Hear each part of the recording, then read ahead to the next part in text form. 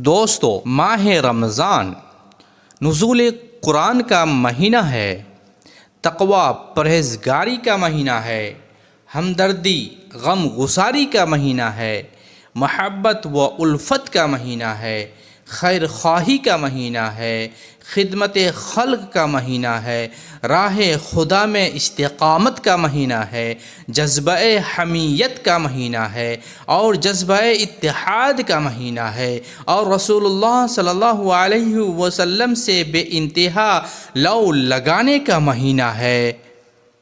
माह रमज़ान इतनी सारी खुसूसियात का हामिल है कि इसका हम अंदाज़ा नहीं लगा सकते हैं। माह रमज़ान के अगर दीवाने हैं तो वीडियो को शेयर कीजिए, लाइक कीजिए और चैनल को सब्सक्राइब कीजिए और माह रमज़ान के दीवाने हो जाइए। शुक्रन।